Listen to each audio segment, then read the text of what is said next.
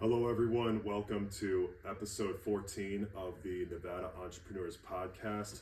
I am here with guests Chandler Brown and Kendall Brown. And what is the name of your business that works with dogs? We're custom canine service dogs, and the area of our business we're starting to flesh out online is Club Doghouse. Oh, nice. And how long have you been working with dogs? Oh, I've been working with dogs for about 13 years now. I got started back in college, and then I drug you into it about 10 years ago. Yep. And do you have any favorite breeds to work with? For our service dogs, we mostly use English Labradors, but we also teach everyone around here, just like pets or the other service dogs that they're training themselves. Oh, nice. So we work with all breeds. Nice. Any least favorite breeds to work with? No, The ones that technically we Yeah. love all dogs. However, That's good. it's difficult sometimes when you have doodles or really widely mixed breeds to Yeah. find a common ground between them or a continuity and expectations. So I'd say like those are the more challenging. But rescue dogs and older dogs and young puppies, they all have their own flavor of challenges and successes and fun. Nice. And what types of reinforcement behaviors do you apply to dogs that are aggressive at first, that are more snappy and bitey? Like, what reinforcement behaviors do you apply that get them to be more obedient and more easier to work with? So we use a style of training called BAT or CAT. They're the same thing. They're acronyms for behavioral augmentation training and cognitive aggression therapy. Essentially, they're exposure therapy for dogs. Most dogs we work with, even the ones that are biting or attacking other dogs, it almost always stems from fear. And so a lot of it is essentially exposing the dog in small amounts that they can tolerate but are slightly challenging, where they actually never even get to the point that they're barking and lunging. And then through exposure and then rewarding them when they stop fixating on the thing that they're scared of, they then turn back to their handler, they get a reward, and they also get relief. Nice. So the example that we use is, humans use this too, it's for fear. It used to be if you were afraid of spiders, the way to cure you was heavy exposure, also known as flooding. Yeah. And that same technique was used for dogs. It used to be fearful dogs would be surrounded by dogs until they were stopped barking. But what they really found is all you were doing was suppressing the symptom, not actually fixing it. Yeah. And so now, just like with people, through little bits of exposure to your fear and then slowly increasing what you can tolerate, we did the same thing with dogs, and we've had great success with it. When it comes to fearful, traumatized dogs that have a hard time crawling over to you because they're shaking and they've been abused, what is your way of training to get them to be more recipient of human beings over time? Usually an approach of desensitization and habituation. We'll start sub-threshold, and the whole goal will be to systematically and slowly expose the dog to confidence-building activities and experiences. We'll do a lot of work with people too. We primarily specialize in service dogs, and a huge part of that is teaching people how to train their dogs, how to work with them. Yeah. And I think that really has benefited us when it comes to reactive dogs and fearful dogs, because it's all about the human learning the dog body language, seeing the states of mind change, being able to timely reinforce a desired behavior, and having a clarity of communication between themselves and their dog. That way they don't have any misguided, misconstrued misconceptions between them and their dog. Oh, nice. And what is your favorite part about this business? I'd say it's improving the relationships. A lot of times, by the time someone's seeking dog training, sometimes we get people who have seen what it could be, and so they're seeking it early, kind of proactively. But most of the time, we have someone who got a dog for friendship and companionship, and though they might love their dog, they're not exactly liking them at the moment. And so you can just see the relationship starting to pull apart. People are getting frustrated, the dog's getting confused. Everyone's kind of doing what they think is right, including the dog and the person, but it's just not working. And so I think coming in and then seeing that relationship tighten back up and seeing people love and like their dogs again, and that frustration going away from both the dog and the person would probably be the most rewarding for me. For me, I think it would be seeing people embrace dog training as a lifestyle rather than a pain pill. I think Yeah. that's kind of our cultural approach to dog training, and I think it cheats us out of the joy and the companionship and the communication that we can really have when we teach owners how to train their dogs, not just outsource it to a dog trainer. So for me, that's and I think also when you're teaching an owner, you're setting them up not just for the dog they have now, but now they can train every dog they have in the future. Oh, that's awesome. Yeah, it definitely helps when they can get that knowledge to keep it going that way. And then what type of breed have you not worked with? Because it sounds like you've worked with a whole different bunch of kinds. I mean, there's just some rare breeds in our area you don't see a whole lot. I've never worked with an Irish Wolfhound. Usually our most common breeds are like, obviously like the normal pets, Labs and Goldens. lots of doodles, lots of pitties, you know. Frenchies? Frenchies, yep, we get Frenchies. Sometimes, like Chandler says, you'll get an odd breed from Europe or something that's kind of shifted. But what's cool about a lot of the ancient breeds particularly is you can just look back to their origins at what they were bred to do, and then you can usually find if they're well bred that it is traced through really well. And so if you have a working breed, we typically approach it like we would any working breed, and then we temperament test the dog individually and figure out how they learn, and then we match the client and figure out how the client learns and what the client's goals are, and then we mesh it in. So it's generally, you know, a Labrador I would always say is going to be mouthy, a German Shepherd's always going to be suspicious of strangers. Sometimes you get unicorns, you know, like random, weird genetic, like, ooh, you're going that way when you should be going this way. But in general, they're pretty fun to. I think that's why we were saying earlier the hardest ones sometimes are the rescues, because you just don't know if you get Trauma. Well, and also if you have like a Lab German Shepherd mix, which tendency that they were bred for is going to show up. So you're just trying to figure that out, but you can usually figure it out pretty quickly. Oh, that's great. And do you work anywhere outside Carson City or mainly here in Carson City with dogs? We actually work nationally, so our service dogs have been placed all over the country. And then the part of our business we're phasing in now is going to be a national. We're currently planning seminars and boot camps all over the West Coast.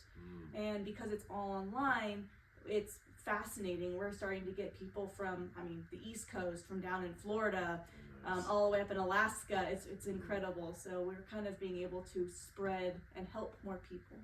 Oh, that's great. And what do you think sets you apart from other dog trainer services? We teach humans how to speak dog.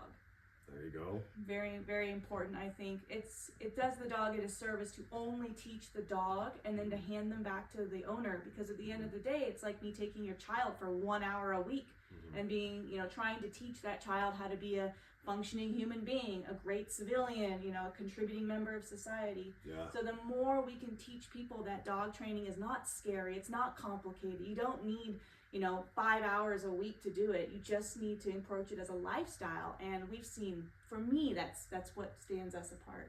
Yeah, I think a lot of times people come in thinking we're going to ask them to train more. Usually you're telling them actually to train less. And just make their training really good and to really tighten it up.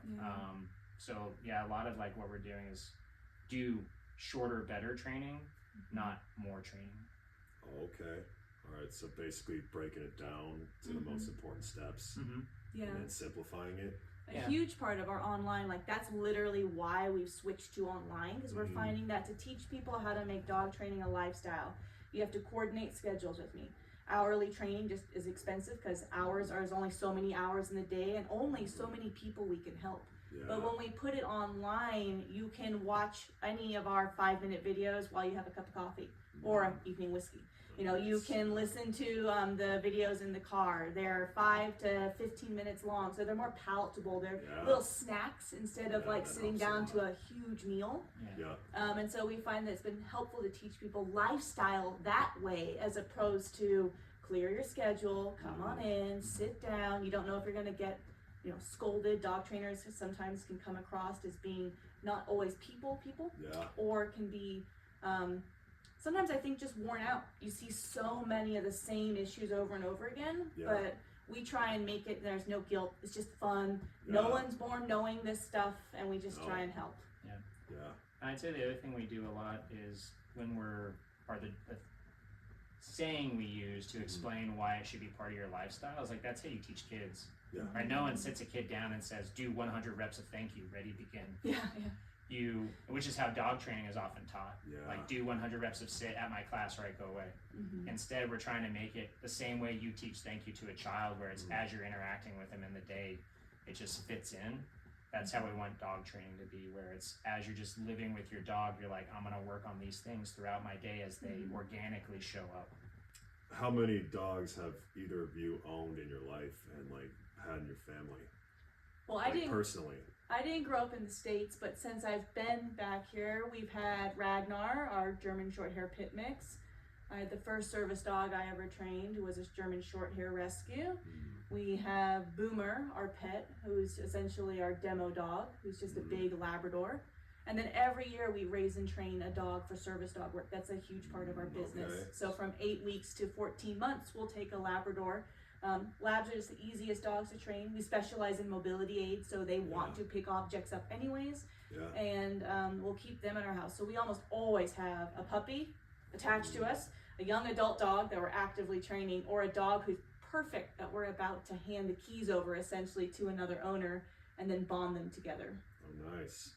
And what are, I'd say, the top 3 types of training that you help people with their dogs? You train them to be like alarm dogs for like homes. Like, what's the top 2 or top 3 that you like to, or you work with the most when it comes to helping people train their dogs? I'd say the first one is helping people train their own service dog, because you don't need a professional trainer to do it, but some people need just guidance on dog training. The second one would probably be rescues or puppies. Or like issues that are about to get this dog sent to a shelter. So it's oftentimes someone got almost injured or was injured by pulling on the leash, like they got yanked over. Someone's about to get their dog or themselves kicked out of a place because it's barking and it won't stop. And I'd say the other one is usually some type of reactivity towards other dogs. Which we want to change, because I think that not only should everyone learn how to train dogs, but help should be given much sooner. If I had my druthers, every single person would be training your own puppy from 8 weeks to about 14 months of age, not going to professional one-on-one, sit down, expensive, time-consuming sessions, but as just like you train your child from, infancy to 14 or 15, and then it's kind of hands off at that point. So that would be my wish. And statistically, only 5 to 8% of people will ever train their dogs. So you have a lot of dogs out there who just have no conception of what the correct answer is. They either find it on their own, but no, their owners or handlers have never guided them towards what they're looking for. They just kind of are hands off, and then either it fits in that person's life or it doesn't, and when it doesn't, we get called. Okay. Oh, that's great. This is all great insight I'm getting about your dog training services here. And so you do, I assume, a lot of it out of your home, and then do you have like another space that you work with for these dogs, like a bigger field or something where they get more room to roam or run, or like in larger amounts of dogs at a time? Primarily, we'll run group classes. Once our dogs are vetted and have gone through us through some private classes, we'll run our group classes in pet-friendly areas, at Lowe's, Home Depot. We were very careful about where we go and how many dogs we bring in, because it's a privilege to be in a pet-friendly place with a lot of dogs. We also do trailheads, and then when we do our boot camps and our seminars, we'll usually schedule those around the topic. So like if we're teaching non-pet friendly public access level 2, right? So we're going to grocery stores. Then we will select a variety of stores in increasing difficulty for our service dog clients to come in from all over the country to then train in that location. Or, if we're training escalators, or if we're training, dog reactivity, then we'll go to those locations that are safe or that have access, and we'll work there. So we try and be selective about our environments. I mean, the thing is, like, most dogs are never going to be in a warehouse, which is where a lot of dog training takes place.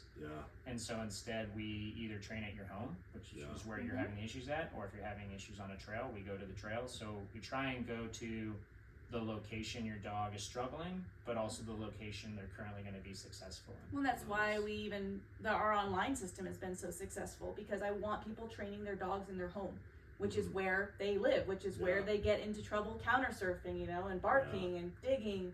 It's much easier than it is to, have a facility like Chandler says that's sterile, that of course your dog isn't getting into trouble while he's with me because he can't dig because it's cement and he can't pee on that because no one else has peed on there. So yeah, marking territory. yeah. Yeah, well, speaking of that too, what is your, I guess, solution for people that have trouble getting their dogs to go out in the rain and go pee? Like if it just rains and then the Frenchie keeps turning around. Like, do you have a Frenchie? I don't, but I know plenty of people who do. Yeah, let's say I'm seeing a theme. I'm seeing a theme here about I have a friend. I have numerous friends who do. Yeah. I mean, the biggest thing is dogs do not like bad deals. No. And they know a bad deal when they see one. They're not stupid. And so the biggest thing that we're constantly doing is like, how do I convince my dog that my idea is better than their idea? And so it's really finding like, what's that dog's motivation? When he's like, I don't want to go outside because I'm going to get wet. Well, I mean, part of it's trying to figure that out for him, and then also the solution that the human can do. You know, it could be as simple as, let's get an umbrella and keep you dry, and I'll just walk you out and then there, right? phase out the umbrella over the next 3 days of rainy weather. It could be that you go outside with him for the first couple of days and encourage him and heavy rewards when he does go, and then you start to wean off of that. We find that a weaning off approach, where you start with a lot of help, like teaching someone anything, and then you kind of wean off of it, is helpful because it gives the dog the support they're looking for, clear, correct, and wrong answers. And then the human, it's not a forever thing, you know. Like, so it's always teaching with the goal of creating a self-motivated, you know, fully trained dog at the end of it, just like you do with kids, right? You don't want your kid living in your basement when they're 40. You ideally want them out and thriving. So it's just finding their motivation. Like, what can I offer you to go out there or to make this a better idea for you when it's raining? And it's a similar kind of thing when it comes to getting a dog to take a bath, because I know that a lot of dogs have been resistant to baths too. We'll usually start them too with like an empty tub, nothing in it, with peanut butter smeared on a lick mat. We'll also, that's pretty genius. I like lick mats. I think the biggest thing that we find is that people struggle with is they don't break it down enough. Like when you go, I want my dog to take a bath, everyone thinks about the end state.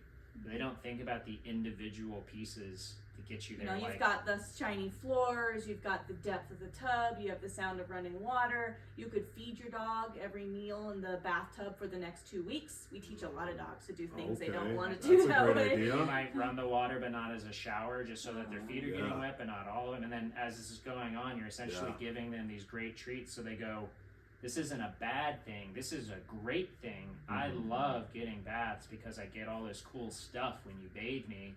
And we broke it down into small pieces the dog could easily make the jump on and was willing to do. And then you just kind of keep moving the goalposts towards that point. Oh yeah, because that's been a struggle for a lot of people, is getting their dogs to go take a bath. They even say the word bath and they'll run away. Yeah, and that might mean that you have to counter condition that phrase.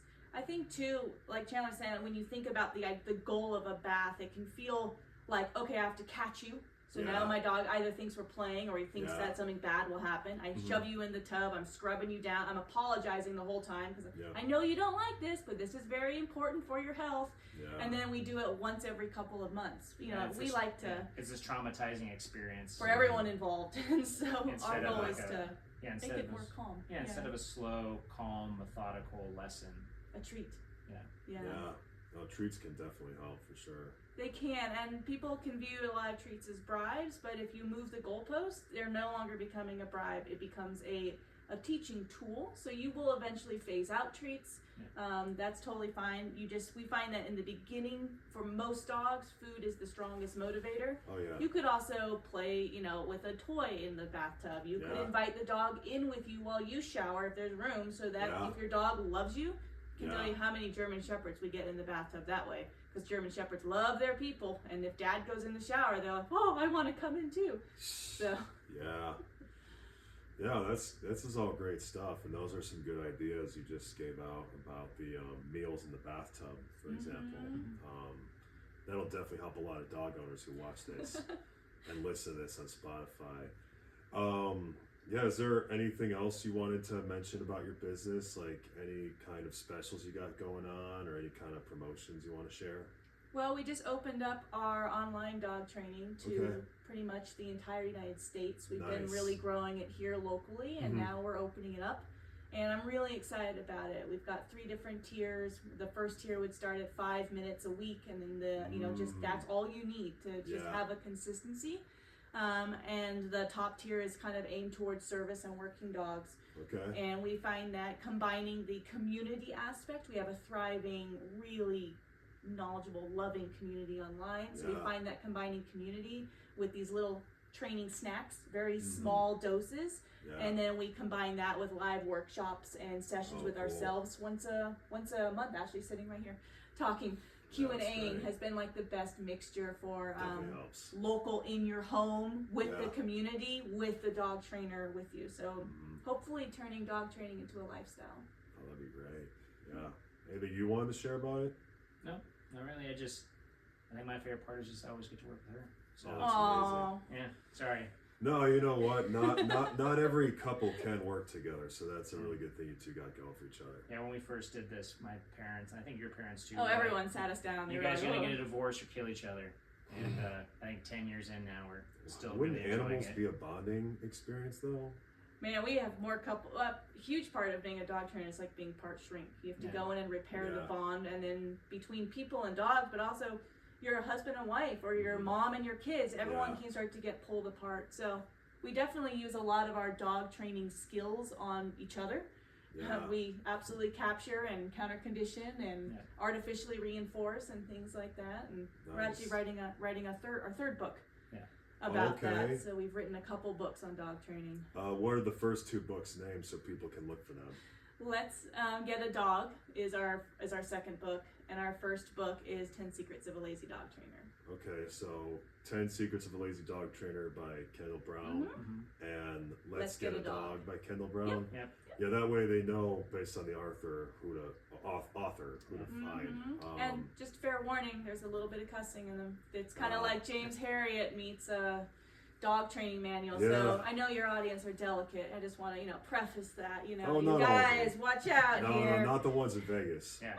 Yeah, no, maybe the ones in here in Reno, but not the ones in Vegas. You gotta read the book with a whiskey in your hand. That's the only way. Okay, well that's good to know. And what is the name of your website so people can find you?